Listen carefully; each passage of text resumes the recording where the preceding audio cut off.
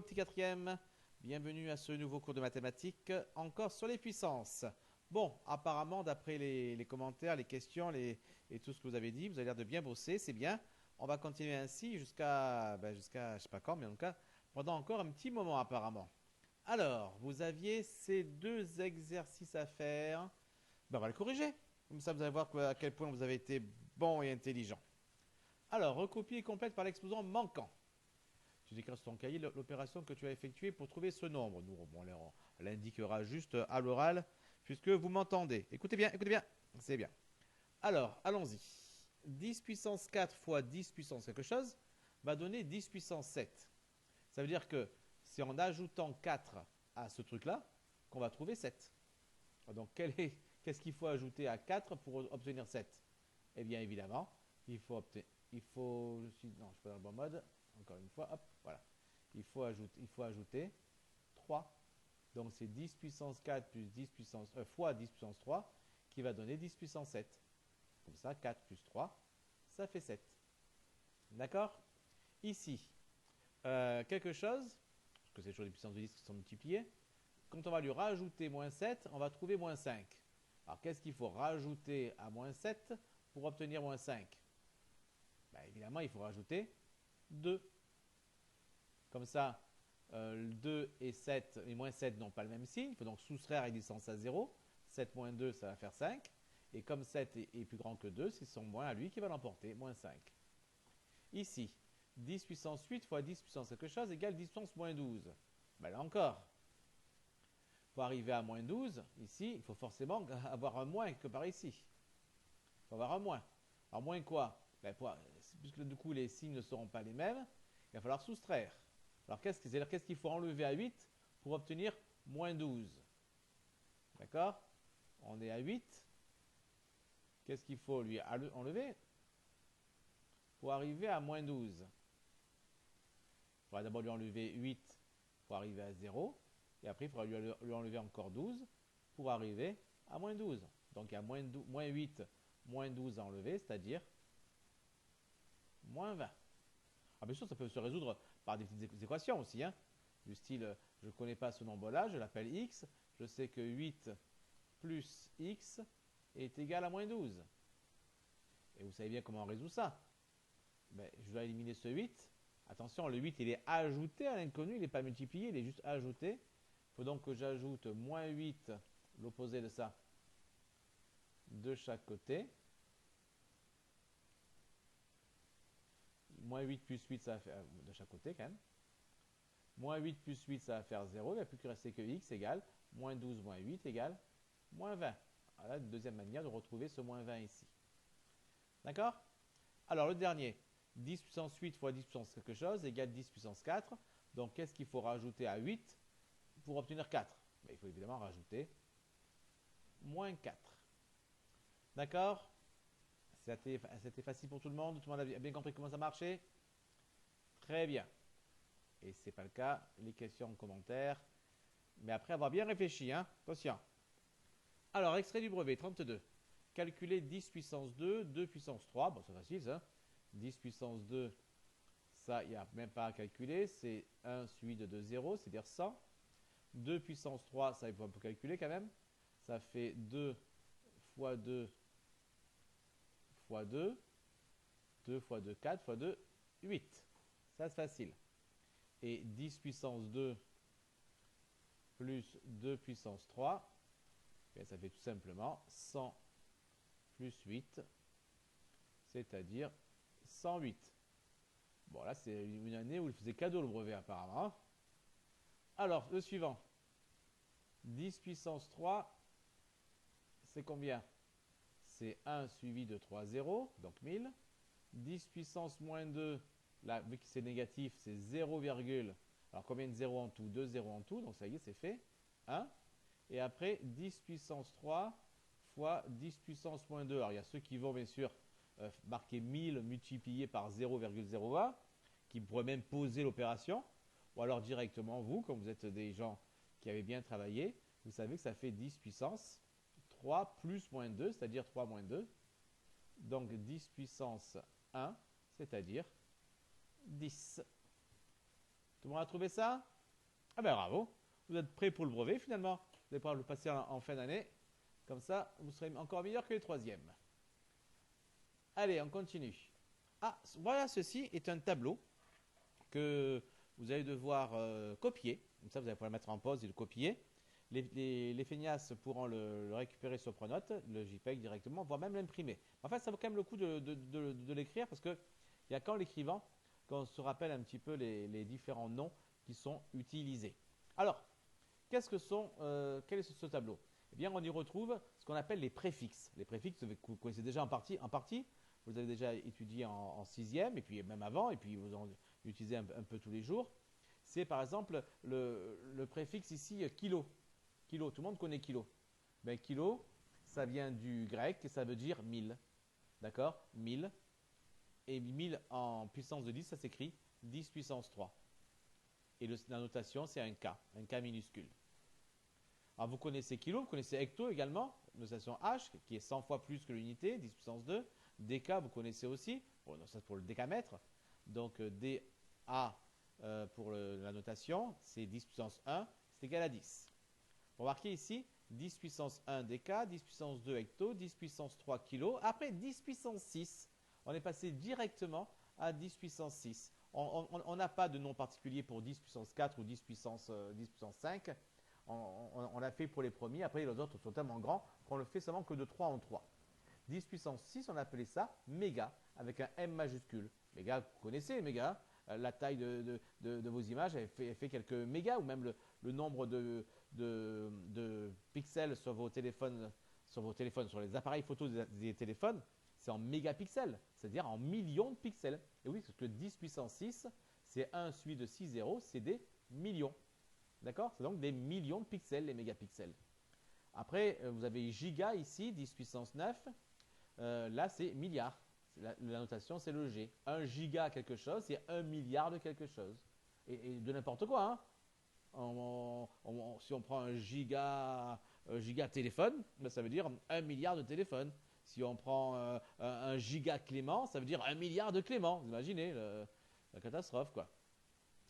En dessous, on a déci. Pauvre Clément, désolé. En dessous, on a déci.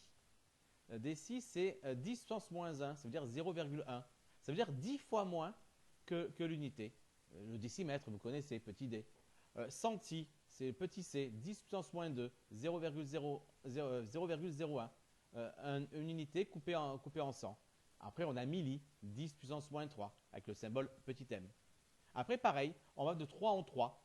On va jusqu'à 10 puissance moins 6, donc 1 millionième, avec le préfixe mu. C'est une lettre grecque ici, c'est comme un U, mais avec une petite barre en plus ici. Et ça se lit mu. Et ça s'appelle, le préfixe, c'est le micro. D'accord? Puis après, on a nano également, dont le préfixe est n, qui est 10 puissance moins 9. Et là, c'est 1 milliardième, 9 zéros. Et puis un 1, qui a virgule ici évidemment, c'est 1 milliardième. Eh bien, de nano jusqu'à giga, vous devez connaître tous ces mots-là. Et bien sûr, à quoi ils sont associés, à quelle puissance de 10 ils sont associés. Après, vous savez pas, on continue évidemment, et les principaux qui ne sont pas à connaître, mais on peut les connaître si on les veut, sont téra, 10 puissance 12, péta, 10 puissance 15, hexa, 10 puissance 18, mais également pour les petits, tout petits, le pico, 10 puissance moins 12, femto, 10 puissance moins 15, et atto, 10 puissance moins 18. D'accord? Voilà pourquoi je dis que c'est quand même bien de le copier, parce que c'est en le copiant qu'il rentre un peu mieux dans la tête. De nano à giga, il faut absolument le connaître. Pour les autres, c'est, je dirais, plus facultatif. Alors, une fois que vous aurez copié ce tableau, vous reviendrez sur la vidéo, car là, vous allez mettre en pause, et on va écrire une petite phrase après ce tableau. Allez, mettez en pause. Voilà, vous allez donc copier tous ce tableau. Oh non, c'est ici. On va donc maintenant écrire une petite phrase. Du coup, je n'ai même pas prévu d'endroit pour l'écrire. On va écrire quelque part. Hop là, on va tout simplement écrire un nouveau fichier, une nouvelle feuille plutôt. Voilà. Et donc, vous notez à la suite une clé USB de 16 Go octets. Le giga que vous utilisez dans vos ordinateurs, c'est celui-là, hein, 16 gigaoctets, contient, alors elle contient quoi? Eh bien, elle contient 16 milliards, parce que giga c'est milliard, 16 milliards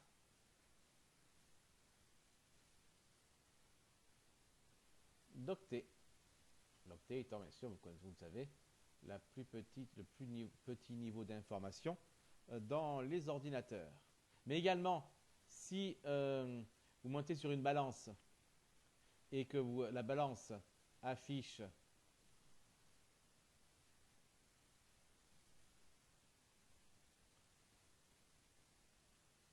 42 kg », eh bien 42 kg, puisque kilo ça veut dire 1000, ça voudra dire que la balance en réalité elle affiche 42 000 grammes. Bon, vous imaginez bien que c'est pas moi qui suis sur la balance. Bien. On continue. Donc ça on a vu, vous notez. On repasse ici je crois. Voilà. On passe maintenant à la deuxième partie de cette leçon, après avoir corrigé ces exercices et avoir vu ces différents préfixes.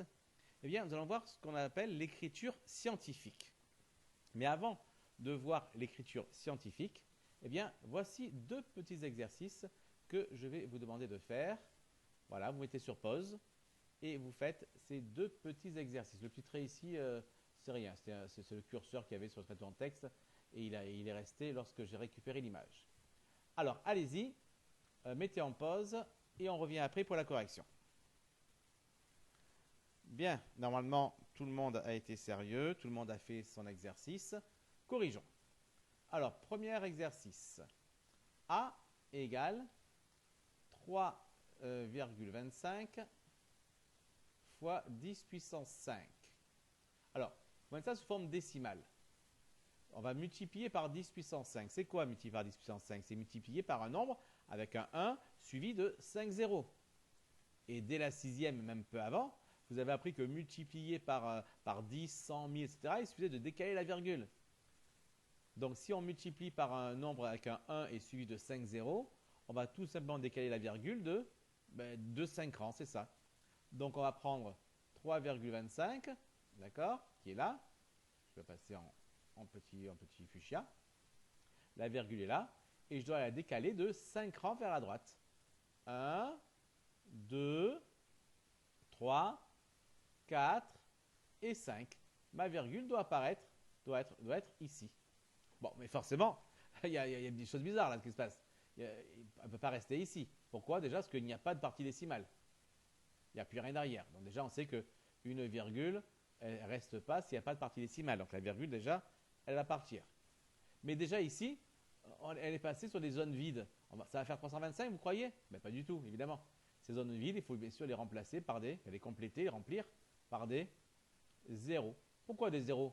Parce qu'en réalité, 3,25, n'oubliez pas que 3,25, vous pouvez l'écrire avec autant de zéros que vous voulez.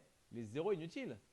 Donc du coup, quand vous décalez la virgule, vous voyez bien que ce sont des virgules, ce sont des zéros qui sont sur ces endroits-là. D'accord? Donc voilà pourquoi c'est bien des zéros qu'on rajoute. Donc A qui est égal à 3,25 10 puissance 5, eh bien c'est tout simplement 325 000. Alors le B maintenant. Le B c'était 42,125 fois 10 puissance 8. Pareil, hein? On réécrit le nombre, je dirais, sans la virgule. Et on va tout simplement la décaler de combien de rangs ce coup-ci? De 8 rangs, puisque j'ai 10 puissance 8. Donc elle était là, à la base, elle était là. 1, 2, 3, 4, 5, 6, 7, 8. Elle va arriver là. Bon, je ne la marque même pas, parce qu'il n'y aura pas de partie décimale, donc elle va disparaître. Et tous les creux, ici, je vais les remplir avec des zéros.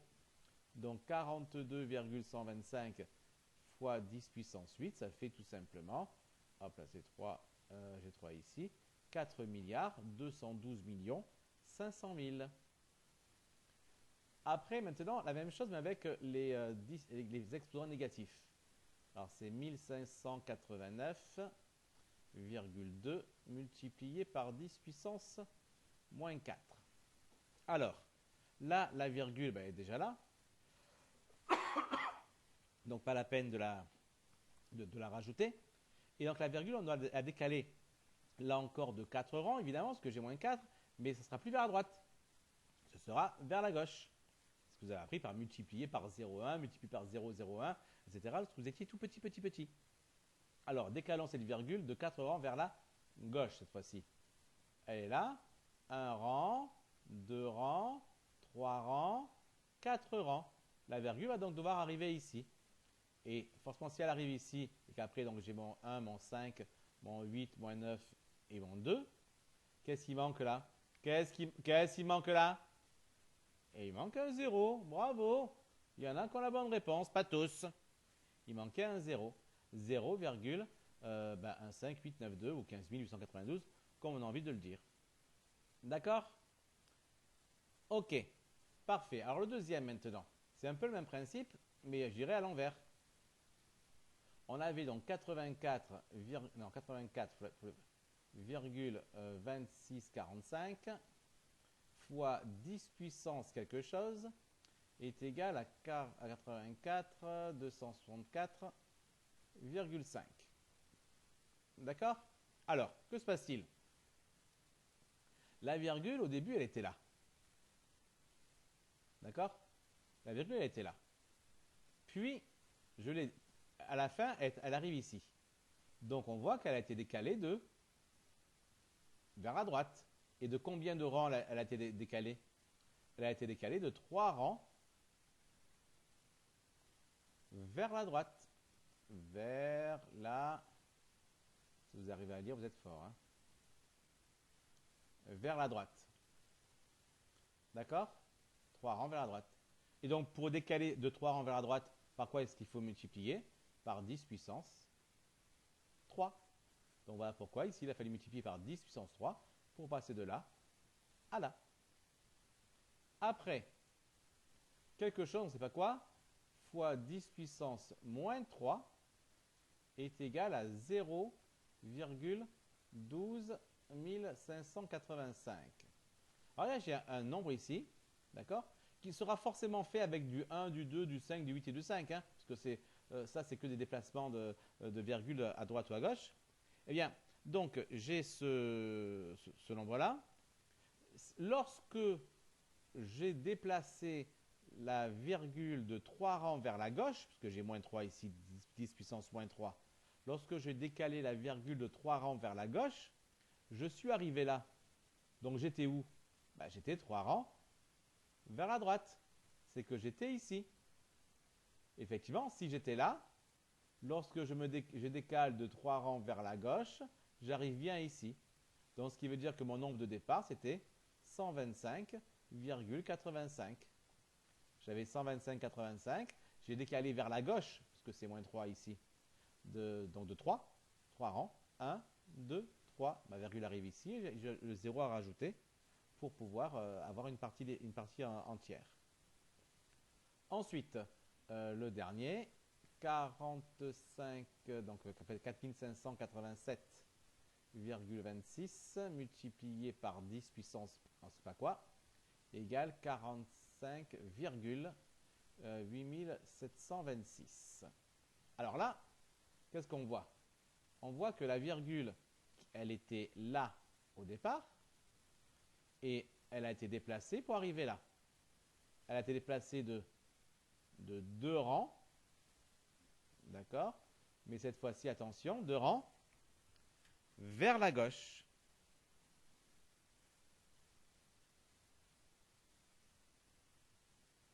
Et si elle est déplacée de 2 rangs vers la gauche, c'est que j'ai multiplié par 10 puissance moins 2. 2 pour le rang, pour les 2 rangs, et le moins à cause de la gauche.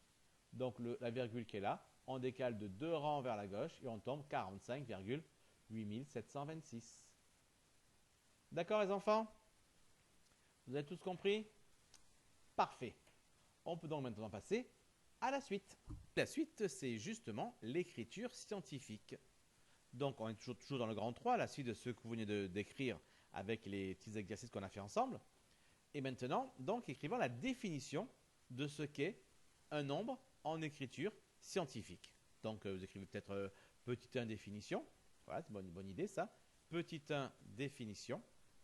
Un nombre est en écriture scientifique s'il est sous la forme a fois 10 puissance n avec 1 inférieur ou égal à a, inférieur strictement à 10 et n un entier relatif. Bon, là pour l'instant, ce n'est peut-être pas encore très clair pour tout le monde. On va donc expliquer un peu mieux. A fois 10 puissance n, c'est par exemple, il faut un nombre, par exemple 7. Oh. Je ne suis pas sur le bon truc. Il est où le crayon? Il est là. Donc 7 fois 10 puissance 12, par exemple. Ça, c'est un nombre en écriture scientifique. En effet, il est de la forme A, j'ai un nombre, multiplié par une puissance de 10. Et est-ce qu'il est bien correct? Bien oui, regardez. Est-ce que 12 est un entier? La réponse est oui. Donc c'est bien. J'ai bien un entier en exposant ici, c'est ce que je veux. N doit être un entier.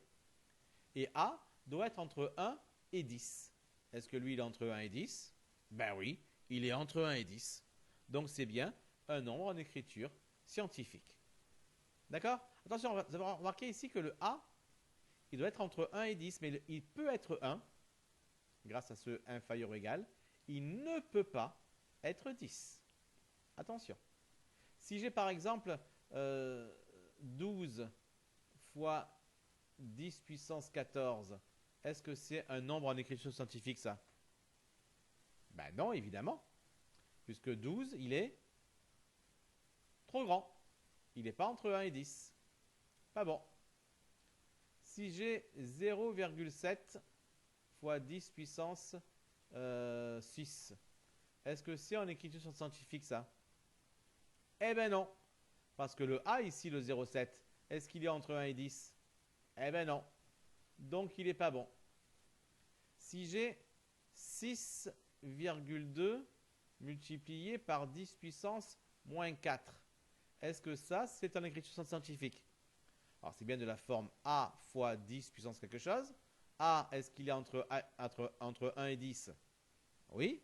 Et N, est-ce que c'est un entier relatif? Ben oui. Relatif, ça veut dire qu'il peut très bien être négatif. Ça ne pose aucun problème. Ça, c'est bon. C'est bien un nombre en écriture scientifique. D'accord? Vous commencez à comprendre? Alors pour vérifier que vous avez bien compris, vous allez tout simplement mettre la vidéo sur pause et vous allez sur les exemples qui sont marqués ici, vous allez faire comme moi, vous allez barrer ceux qui ne sont pas en écriture scientifique. Allez, mettez en pause. Bon, j'espère que vous avez été honnête. Vous n'êtes pas venu voir la correction avant d'avoir fait l'exercice. Alors, celui-ci, est-ce qu'il est sous forme scientifique? Le A, c'est quoi? C'est 7,328. Est-ce qu'il est entre 1 et 10? Oui. 10 puissance 5, est-ce que c'est 10 puissance 1 entier? Ben oui. Donc on ne le barre pas. Celui-ci, est-ce qu'on le barre? À cause de quoi? Ben à cause du 12,2 évidemment. À cause du 12,2 qui est là, on le barre. Allez. Ah, il ne veut pas être barré. Voilà. Là, il va vouloir être barré.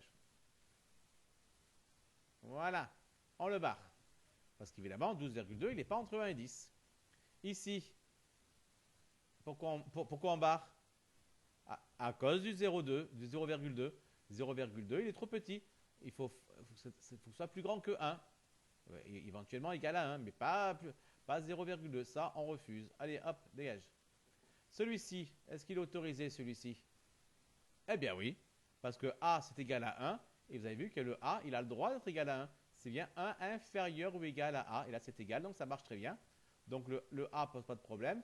Et le A 10 puissance n, ben, n c'est bien un nombre, un entier ici, il n'y a pas de problème. Celui-ci, non, pas bon. Très bien, à cause de quoi? À cause du 24,45 qui est trop grand. Il est plus grand que 10, mais on n'est pas entre 1 et 10. Celui-ci, 2,1 fois 10 puissance 47, ben oui, pas de problème. 2,1, c'est bien entre 1 et 10. Et 10 puissance 47, c'est bien un entier relatif, pas de problème. Et pour celui-ci, pour le dernier, 9,99, est-ce que c'est entre 1 et 10 sans arriver à 10? Ben oui, on n'est pas loin de 10, mais on n'est pas arrivé à 10. Donc, ça n'a aucun problème pour le A. Et le 10 puissance moins 7, ben aussi, c'est n, c'est moins 7. N, c'est moins 7. C'est un entier relatif, c'est négatif, ça ne pose aucun problème. Donc, celui-ci, effectivement, on ne va pas le barrer non plus. Il n'y avait que ces trois qui étaient à barrer. D'accord? Bon, j'espère que c'est clair pour tout le monde. Sinon, ben, vous regardez la vidéo et comme toujours, vous posez des questions éventuellement en commentaire. Je crois que le dernier point, c'est celui-ci, c'est ça? Donc, on vous demande de faire l'exercice suivant. C'est de donner la notation scientifique des nombres suivants. Vous pouvez le faire en partie exercice parce que de toute façon, ce sera intéressant que vous le liez bien devant les yeux régulièrement. On va faire le premier ensemble et les autres, vous les ferez à la maison. Alors, regardons. A égale 8 300 000. Bon, ça, c'est évidemment pas un nombre d'écriture scientifique puisqu'il n'y a même pas une puissance de 10. Il faut donc que je mette sur la forme quelque chose fois 10 puissance quelque chose. Alors, ce quelque chose qui sera là, pour réussir à avoir un 8 et un 3 et après des zéros, ben, c'est que forcément ici, j'avais un 8 et un 3. Forcément. Et comment faire avec un 8 et un 3 pour avoir un nombre entre 1 et 10? Ben, je n'ai pas le choix. Ce sera forcément 8,3. D'accord? Et puisque 8,3, donc ma virgule qui est là, pour arriver à ce nombre-là, à 8 300 000, la virgule qui est là, de combien je dois la décaler? Je dois la décaler déjà vers la droite. Donc ça veut dire que mon exposant ici sera positif. Et je dois décaler de 1, 2, on va le dessiner là, 1, 2, 3, 4, 5 et 6. Donc j'ai décalé de 6 rangs vers la droite. 6 rangs vers la droite, ça veut dire 10 puissance 6. Donc l'écriture scientifique de 8 300 000, c'est 8,3 fois 10 puissance 6. D'accord? Allez, à vous de faire les autres. Donc soyez sérieux, faites de beaux exercices. Enfin, un bel exercice, il y en a qu'un, il n'y a pas beaucoup de travail à faire pour ce coup-ci. Et puis on se voit la prochaine fois pour la correction et pour la suite. Allez, bye bye les enfants. Ciao, ciao, bonne journée.